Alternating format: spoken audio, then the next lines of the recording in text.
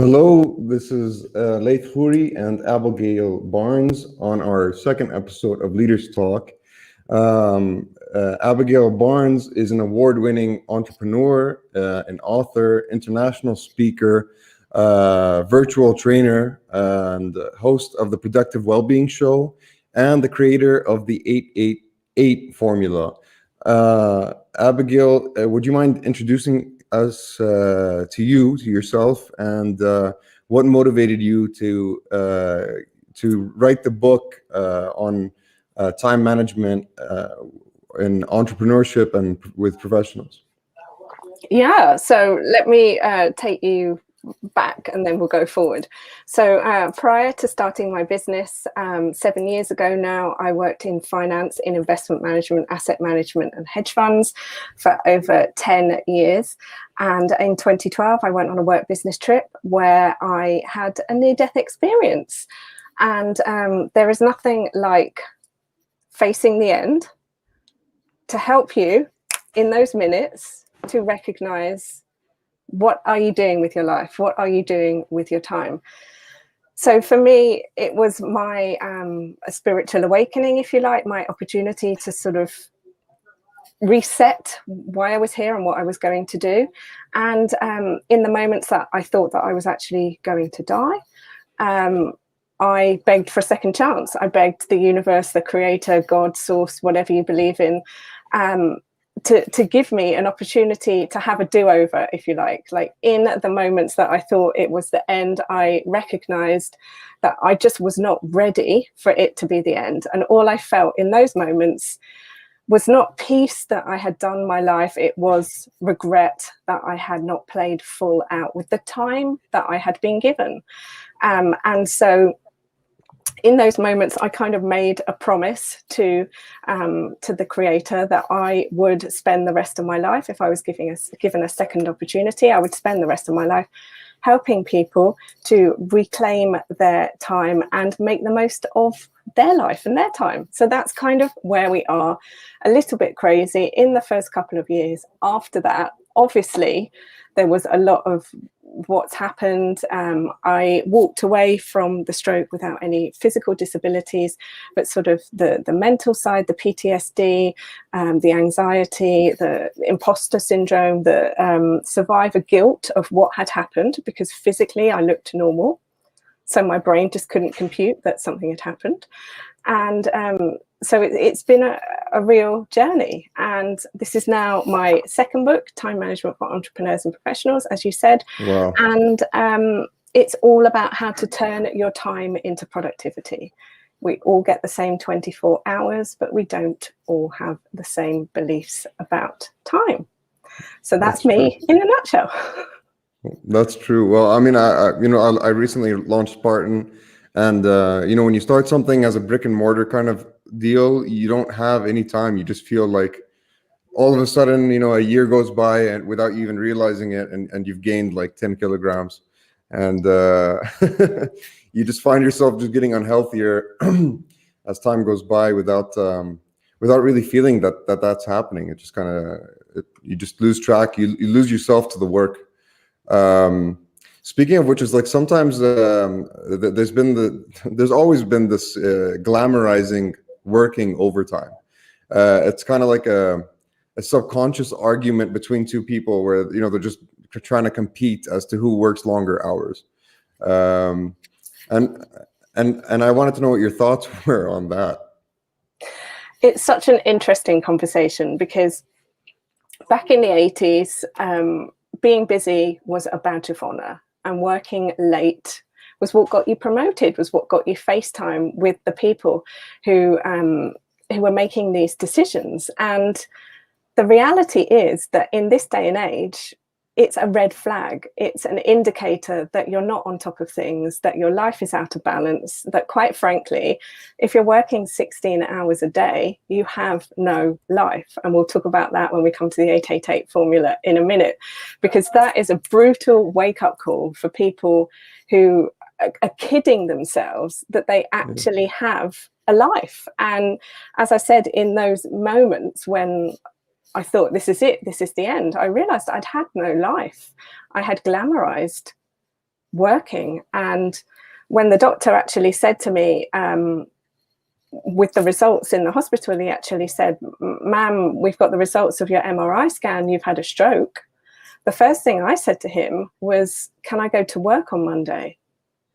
To which he was like, "No, ma'am, you're going to the intensive care unit." And all I could think, Laith, was my boss is going to kill me because I haven't died. So there's no reason why I shouldn't be in work. And I'm here on a business trip. There's loads of meetings. There's people waiting on me. And I need to be there. I can't let people down. But the reality is life goes on. The world goes on. But if you negotiate your health and your well-being and you sacrifice it, you're the one out of the game. The game doesn't stop. And so this is what I started to realize, is that almost, if you've ever played computer games, play chess, we are in a living game and we create our own reality. So when it comes to time management, as I said, we all have the same 24 hours, but we don't all have the same beliefs. So the game is how to get the beliefs of the productive people, how to have the beliefs of the people that we admire the most, the people who are doing the things, who are making the moves, who are changing the world, but who aren't burning out. And some people would argue that perhaps you need to go all in order to create huge change. And maybe you do, maybe you don't. But whatever you believe is the reality you create. So if that's what they believe and they believe that strongly enough, then that's the reality they have to live out. Absolutely. There's this also, I mean, another thing that's been happening is the lockdowns, and people are stuck at home and they're working remotely and they're losing track of themselves. They're losing track of, how many hours they're working. They don't feel it as much. I feel like when you're sitting in an office, people walk by your office and you get, that gives you a sense of time that's passing. But when you're sitting in an isolated room all day, I feel like you could just end up working maybe 12 hours without even realizing it. And then maybe 3 weeks later, you start to have these heart palpitations, or you start to have these bed sores from sitting on your office desk for too long. How would you advise that, like, people would maybe schedule their way in a more disciplined manner to where they separate, even if they're in lockdown? So shall we talk about the 888 formula and then come back to that question? Because I think that it would all link together. I think so. Okay, so the 888 formula is based on science and society, and it's the simplest way to divide a 24-hour day. So science says that we need to sleep between 7 to 9 hours, so let's call that 8. Society says that we need to be working 8 hours. So what's left is your life. And we call this, it's the middle 8. We call this the jam in the 888 sandwich. So in the middle 8 is buying the food, cooking the food, eating the food, washing up after the food, buying the clothes, wearing the clothes, washing the clothes, doing it again, having a relationship, getting into a relationship, maintaining a relationship, managing a family if you've got children, having children if you've not got children, commuting. So prior to the lockdown and everything that we were doing, it included your commute. So how far you lived away from the office came out of your life. So as I'm sharing this formula, people in the audiences, wherever in person it used to be, but now is a lot more online, people are then recognizing that they are spending 16 hours a day in work. They're spending maybe 5.5 hours sleeping. So then what they've got left for their life is why they've got no life. And if they do that continuously, they're burning the candle at both ends and in the middle.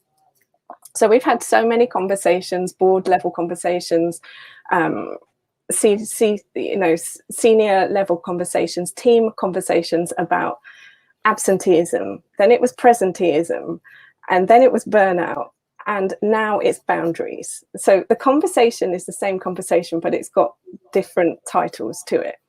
In essence, it's how can people get it all done within the time that they have. So coming back to your original question about when we're in lockdown and when we don't have the social cues of the office, how do we get it all done? It comes back to, what do you need to get done today? So if you're an entrepreneur, what you need to get done today are the activities that are going to pay the bills in the business. So we call those green activities. And then the activities that are leading to those activities, so they're amber activities. If you're a professional, green activities are your job.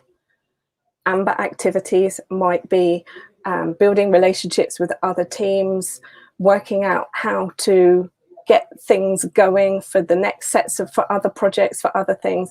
And then the red activities are the admin activities. They're the things that need to be done, but they don't necessarily need to be done by you, and they don't necessarily need to be done today. So if you're an entrepreneur, business owner, then these are activities you're working towards outsourcing. If you're a professional, these are activities that you are sort of working maybe with your team, with your boss, with your executive, to delegate to other people with their help. Because obviously sometimes it's a little bit harder to say, this activity I have to do, but it's stopping me from doing the other stuff. You can't just say, I don't want to do it. So it's about, you know, making the business case for it. And within an organization, as well as within a business, there isn't always the resource to be able to perfectly rehome those activities. So it's just about being aware of the activities that are your job and are growing your business, and the activities that are using up your time. So then when you look at what you're doing on a daily basis, you're asking yourself, are these red or amber activities, green or amber activities, or are these red activities?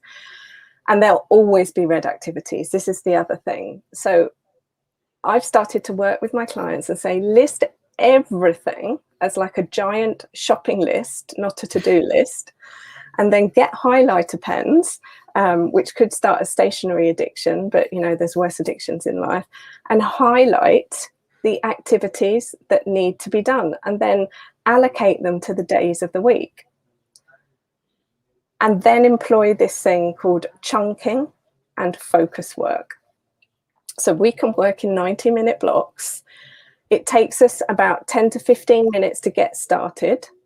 But then once we're in it, we're in it. And then towards the end of the 90 minutes, we're starting to get a bit unsettled. So in essence, we're probably doing really good work for the 60 minutes, but we need the 15 to get into it and the 15 to get out of it, if that makes sense. Absolutely. So you do a chunk, and you do 2 to 3 chunks per day, because the brain physically can't cope with any more. Then once you're done,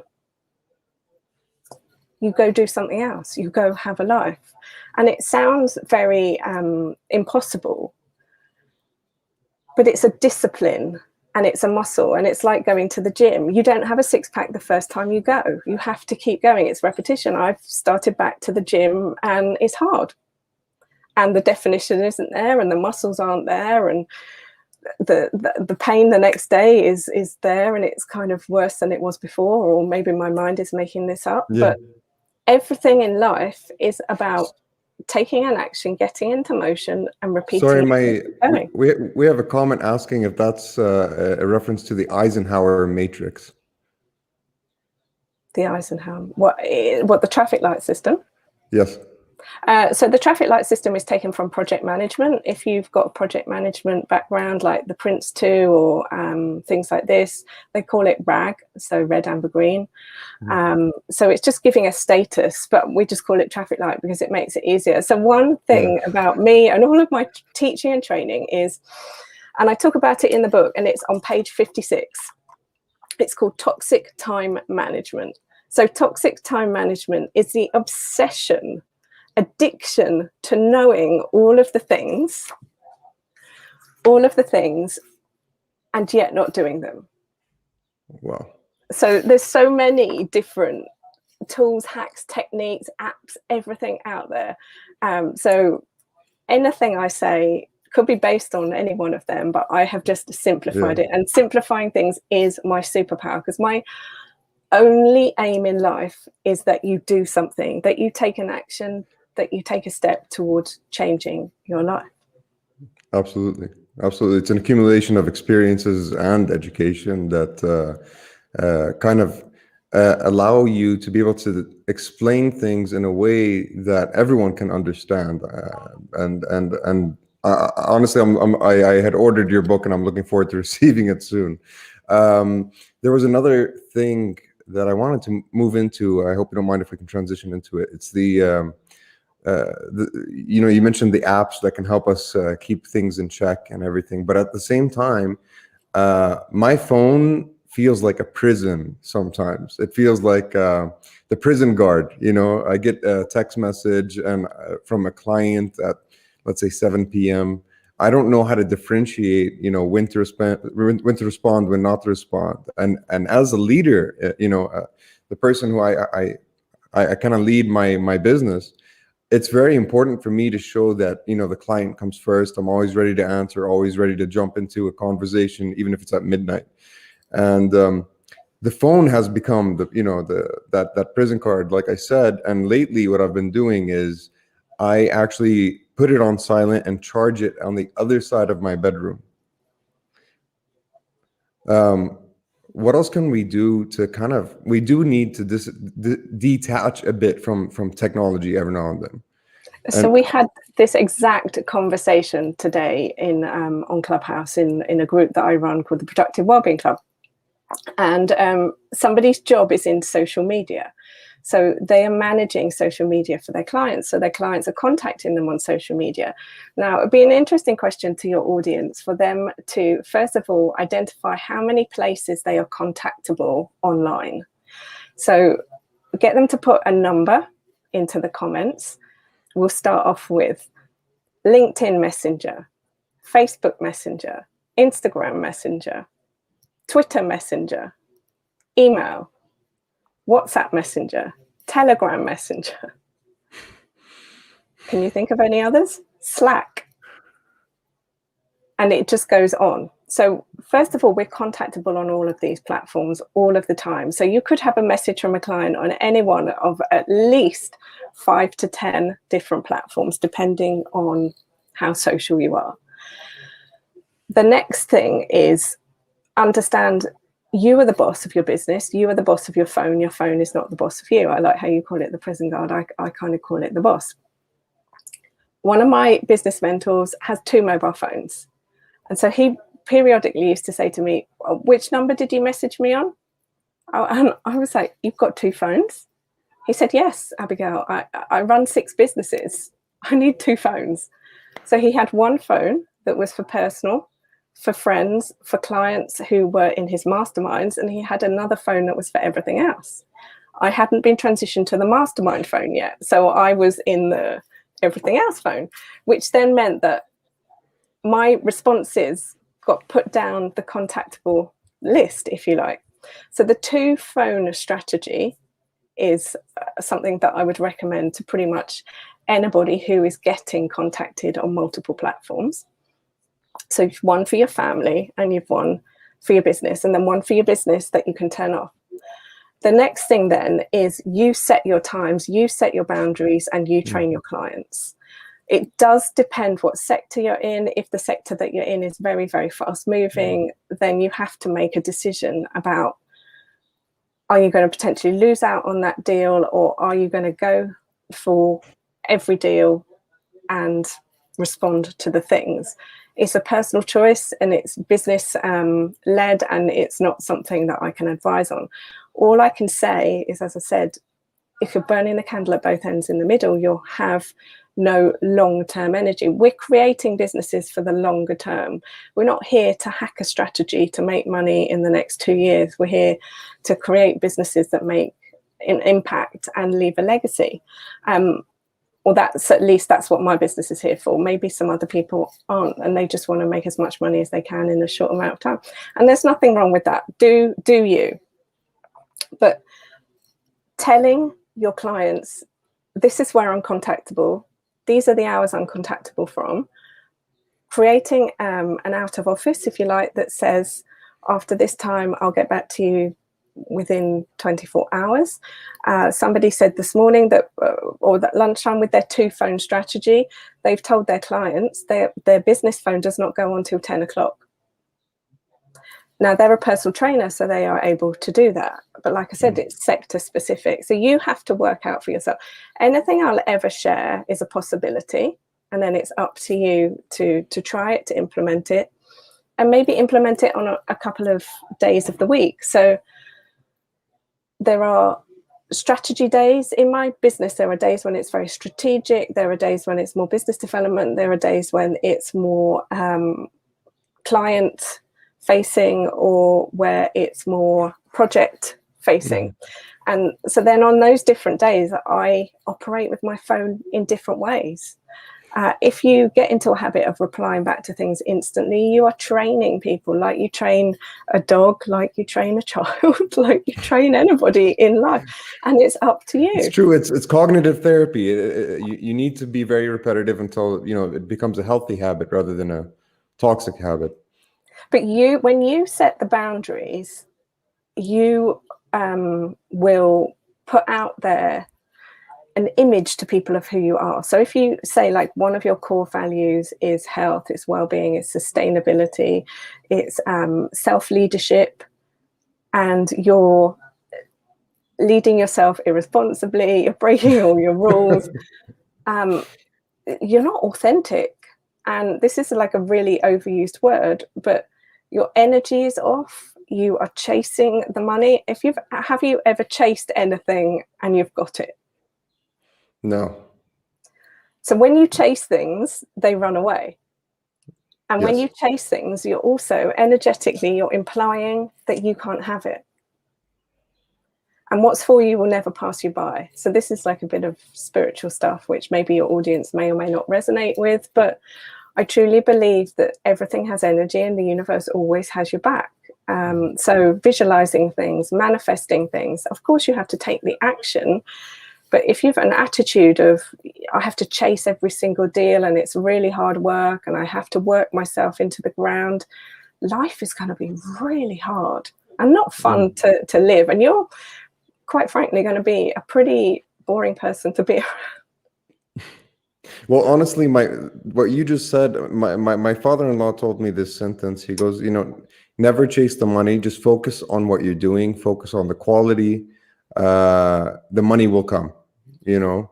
And he told me that when I was starting this business. So those tips I've lived by, that tip specifically, and it's been attracting the right kind of clients. And you know, I'd say Spartan is really blessed with the people we work with. They really do value their employees. And so this is one thing that we've been teaching over the last couple of years, and this is why I started the Productive Wellbeing Show and the Productive Wellbeing Club, is because my true belief is that productivity and well-being are married to each other, if you like. That you can't be more productive if you're not looking after yourself, your health, your mental health and your physical health. You can't work yourself more if the battery's empty. So let's imagine that we're a sports car. Think of any sports car that you admire. For me, it's a Bentley. Maybe you're a Ferrari. Maybe you're a Formula One car. Maybe you're a Formula E car. Whatever resonates with you. Maybe you're a Tesla. You would not run that car to empty until the tires were right down to the tread, and sort of be like, well, why won't it go anymore? Because you've not looked after it. So productive well-being is understanding that if you look after your own well-being, if you look after your organization's own well-being, if you start putting these kind of values into your core values for your organization, then you're going to start employing people that really want to work for you, because not only is the mission exciting, but they know that they're not going to be drained to the nth degree and just left on the side of the road. Thanks very much for your service, on your way. Yeah, and that happens sadly more often than not. And that's the old world. That's the old chapter. And here's the interesting thing: prior to 2020, that was acceptable. Post 2020, People have had that time on their own to reset. They've had that time to question in their own minds what it is that they want. And the surveys that are out there are showing that people are less interested in the perk box and more interested in investment in their personal development, investment in their core skills, investment in their actual physical well-being, discounts off of things that matter towards their health, their well-being, insurances, exercise classes, all these sorts of things that prior to 2020 people would have been like, no. They much prefer money or a ping pong table. People are over the ping pong tables now. Oh God, you just reminded me when the book The 4 Hour Work Week came out. I'm sorry that I know that's not relevant, but when it came out, I remember reading just the cover, and I was like, oh, that's never gonna happen. No, who's ever gonna live a 4 hour work week? It is a bit extreme, even for 2021, but maybe a 4 hour work day is reasonable. A 4 hour workday is seriously reasonable, and a 4 hour work week is achievable. But here's the thing, because I read that book when it first came out, and I was like, oh my goodness, it takes 4 years to create a 4 hour work week. It takes 8 hours to create a 4 hour work day. And when you identify that you can either spend 16 hours doing 8 hours of work, or 8 hours doing 8 hours of work, or 4 hours doing 8 hours of work, you do the maths. It's your choice. Basically, you are choosing to work harder or work smarter. Right. Nobody else is in charge of that. And when I first started my career, a boss told me once, you need to look busier. Abigail, this is my thing for you. This is the thing you need to work on, looking busier. And I said, why? Oh, because some of your colleagues don't think you're doing anything. I was like, what? Why don't they think I'm doing anything? Because you're always so happy, and you wander around the office and you're talking to people, and it looks like you've not done your work. And I said, but I've done my work. He said, I know you've done your work, but you need to look busy. Thank goodness that world is on its way out, because the fact that I needed to look busy was just ridiculous, because I'd already done my work. That's indication already, though. Your work was efficient enough to get the job done. There was one other thing that we wanted to go over, which was, we're running low on time, which we can go over time. That's fine. Was what's like the golden tip that you would give to leaders? I mean, for me, as an example, would be trust your team. Don't be afraid to delegate, but how would the 8-8-8 rule apply to that leader so he can sustain himself enough to sustain the team? So here's the thing of it, and you'll be like, what? How is that the key? This is the key. How you manage your time is a reflection of your self-worth, your self-belief, and do you believe you are worthy of doing what you're doing with your time? So people who are micromanaging don't believe that they are worthy of stepping back. And people are like, what? I don't get that. And it's quite like a punch. Somebody actually bought my book after I said this. They were like, I need to buy a copy of your book because I need to switch my mindset. Because they were like, I didn't get that it was connected to self-worth. But when you start to value your time, you will be able to value your team's time, and you will be living like that leader. Micromanaging is basically an indication that you don't trust yourself, not that you don't trust them. Because if you trusted yourself, then they would just be doing it. That's true. And you brought them on board. And core values and values in life are the reflection of what people see you do, not what people hear you say. The old parent way of don't do as I do, do as I say, again, doesn't work anymore. Because what's happened now is we've entered a world of the next level vibration where we energetically can feel where things are BS. Like our raiders have got so sensitive now. Somebody can walk into the room and say something and you're like, no, don't believe you. They can walk into the room and say nothing and you're like, oh my gosh, that's a leader, just because of the feeling. So you must lead yourself with your time. You must respect your time first in order to have other people respect it.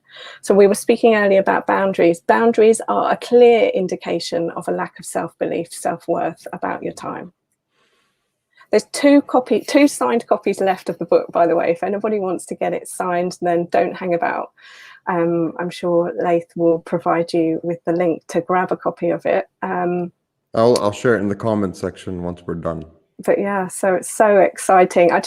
My mission now is to share the 888 formula with the world, just to give people that snap, the light goes on, it's my time.